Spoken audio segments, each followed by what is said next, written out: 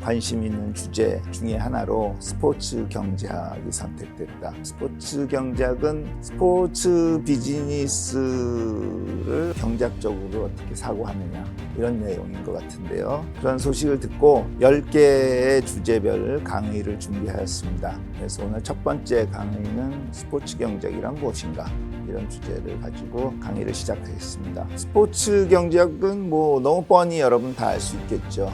스포츠 산업을 경제학적으로 공부하는 것 너무 당연한 얘기죠. 좀 더 올바른 질문은 왜 자동차 경제학, 왜 반도체 경제학은 없는데 왜 스포츠 경제학은 있는가? 이게 더 올바른 질문이 아닌가 싶습니다. 보통 뭐는 있고 뭐는 없다 그러면 있는 게 더 중요하니까 그럴 텐데 과연 스포츠가 반도체보다 더 중요한가 우리나라 경제에서 그건 약간 의문이 있다고 생각이 듭니다. 그냥 한번 수치 한번 볼까요? 7월 5일 날 삼성전자가 분기 실적을 발표했습니다. 잠정 실적인데요. 2024년도 2분기 실적에 의하면 매출액이 약 74조 원, 영업이익이 10조 원. 그러니까 그거 연간으로 환산하면 한 매출액 300조 원, 영업이익 40조 원.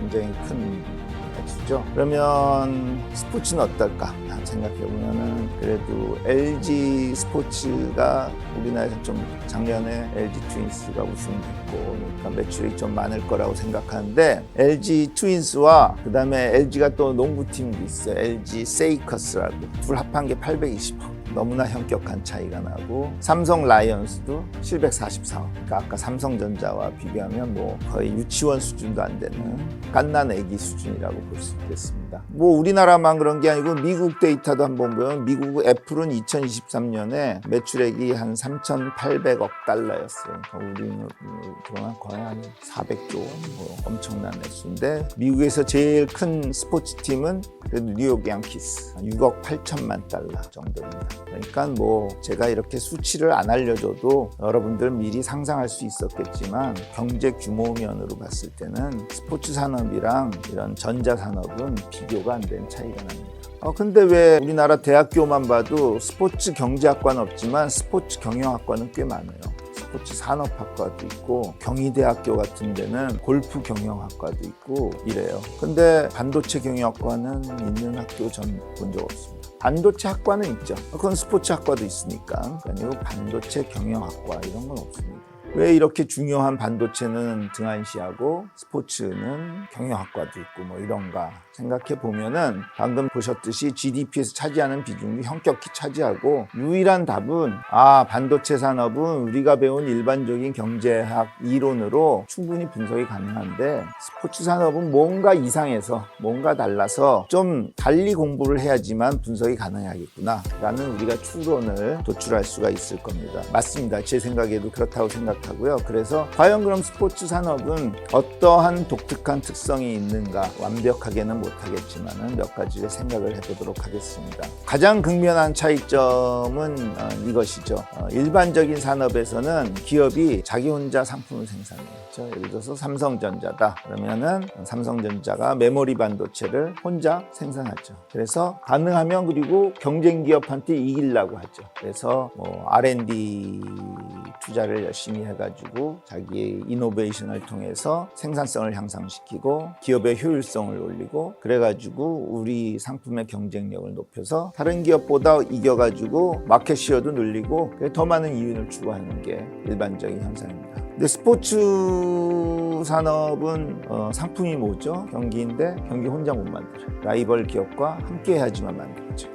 그러니까 이게 라이벌 기업을 소멸시켜버리면 나도 소멸되는. 그렇다고 비슷하게 내가 가야겠다 할 수는 없죠. 기업인데 더 자기가 잘하려고. 그러니까 여러분들 어떤 리그라든지 이런 제도적인 환경이 어떻게 하면 경쟁 기업과 또 다른 기업이 모두 함께 생존할 수 있게 만들어줘야 될까 이런 환경을 만드는 것이니까 굉장히 다른 측면이 있겠죠. 그래서 스포츠 경제학의 아버지라고 불리는 사이먼 로텐버그 교수가 있는데 그분이 1956년에 Journal of Political Economy라는 아주 저명 학술지 중에 저명 학술지에 논문을 발표했는데 그 논문 제목이 The Baseball Players Labor Market입니다. 야구 선수의 노동시장. 거기에 이제 뭐 몇 가지 중요한 내용들이 있는데 그 중에 하나가 불확실성의 가설, Uncertainty of Outcome Hypothesis. 뭐 내용을 들어보면 아주 너무 상식적인 얘기입니다. 경기 결과가 예측 불가능해야지 그 경기의 상품 가치가 높다.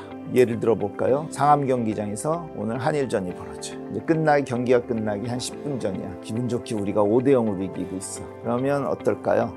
뻔한 거니까 야, 주차장 길 막히기 전에 빨리 가자. 떠나는 관객들이 많이 있을 겁니다. 그렇죠? 왜? 경기 결과가 확실하니까. 이제 상품으로서의 가치가 떨어졌어. 근데 똑같이 10분 전인데 1대1이에요. 서로 막 공방이 엄청나요. 그러면 떠나는 사람 하나도 없겠죠. 경기 결과가 불확실하면 그 경기의 상품 가치가 아직 남아있어. 그 얘기입니다. 그러면 또 다르게 똑같은 얘기를 우리 가설을 해가지고 한번 보면 팀 A, B 둘이 있다고 가정해 봅시다. 팀 A의 실력이 월등해요.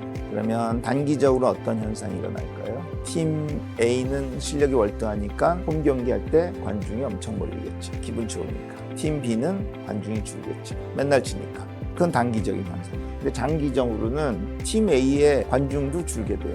뭐 이기는 거 뻔한데, 그렇죠? 그래서 다 공멸해버리는 이런 현상이 나타나게 됩니다. 그래서 스포츠 경제에서는 이 컴페티티브 밸런스, 구단 간의 전력의 균형을 이루는 것이 굉장히 중요합니다. 그래서 여러분들 뭐 리그가 여러 가지 제도를 도입하고 있죠. 뭐 가장 대표적인 게 리버스 오더 드래프트. 그러니까 전년도에 꼴찌팀이 내년도에 신인 선수들을 드래프트할 때 1번 순위를 줘가지고 좋은 선수 데려갈 수 있게 해서 전력을 향상시키게 한다든지, 혹은 뭐 셀러리 캡. 아무리 부자 구단이라도 팀 연봉이 어떤 일정 액수 이상으로는 올라갈 수 없게 만듦으로써 너무 강해지는 것을 억제시키는 그런 거라든지 이런 제도들을 가지고 있습니다. 또 다른 특징 하나 볼까요? 모노폴리입니다. 제가 여기 우리나라 지도를 그려놓고 한국 프로야구 10개 팀의 연고지를 이렇게 명시해 놨습니다. 보면은 롯데자이언츠가 부산에 있죠. 그러면 만약에 자이언츠가 기아 타이거스와 경기를 하기 위해서 광주에 갔다고 생각해 봅시다.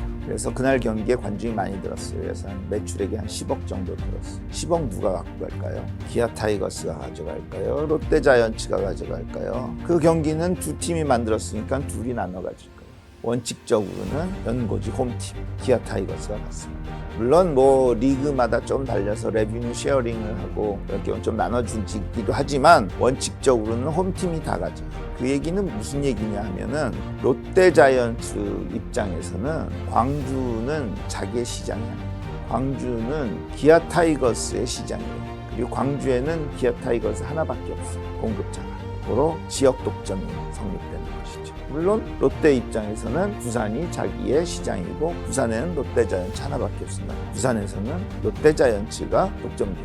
물론 서울은 워낙 크니까 3개 팀이 있어서 과점 시장이지만 과점 시장은 독점이랑 좀 비슷한 거잖아요. 그렇죠? 그런데 이런 독점이 허용돼. 이거 일반적인 기업에서는 허용하지 않습니다. 우리나라 같은 경우는 정부 조직 중에 공정거래위원회가 있어서 독점을 억제시켜요. 독점 왜 억제시키죠? 경제 원론 기초 보면은 경제학에서는 시장 수요 공급에 그대로 맡기면, 그리고 보이지 않는 가격에 의해서 자원이 가장 효율적으로 분배된다라고 우리가 배웠어요. 근데 실패되는 경우 중에 하나가 모노폴리. 모노폴리의 경우에는 소셜 웰페어, 사회적인 후생이 극대화되지 않는 점에서 균형이 이루어지게 되고, 그래서 비효율적이 돼요. 그래서 그 경우에는 정부가 개입하라라고 우리가 배웠습니다. 마찬가지입니다. 독점인 경우 우리나라는 공정거래위원회에서 하고, 미국 같은 경우는 더 심해요.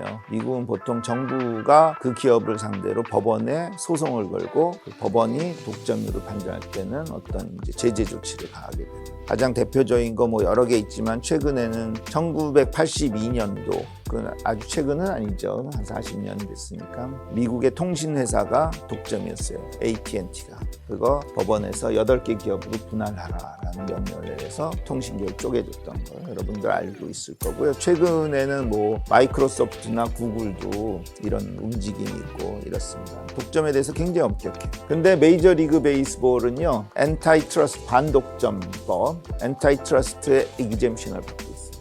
얘네 스포츠, 니넨 독점해야 되는 거야. 오케이 해라. 이렇게 인정을 해주고 있습니다. 여러분 그냥 상식적으로 생각해도 독점하면 나쁘다고 해가지고 부산에 롯데자이언츠도 만들고 한 너댓게 팀 만들면 이게 얘기가 안 되겠죠. 그렇죠? 상식적으로 안 돼요.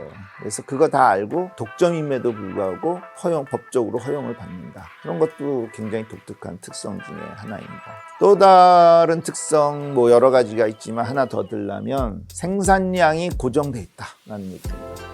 미국에서 자동차 수요가 막 늘어나가지고 자동차 시장이 호황이라고 하면은 어떡하겠어요? 현대자동차는 공장을 풀가동한다든지 혹은 근로자를 더 채용한다든지 생산 설비를 확대하든지 그래서 생산량을 더 늘려가지고 미국에 가서 더 많이 팔고 수익을 얻으려고 노력하겠죠. 근데 스포츠는 전혀 그렇지 않습니다. 우리나라 KBO는 1년에 정규리그 몇 경기죠? 한 팀당 144경기 고정돼 있어요. 인기가 있어도 144경기 하고 인기 없어도 144경기 하고 K리그 38경기, 영국의 프리미어리그도 38경기 다 정해져 있습니다.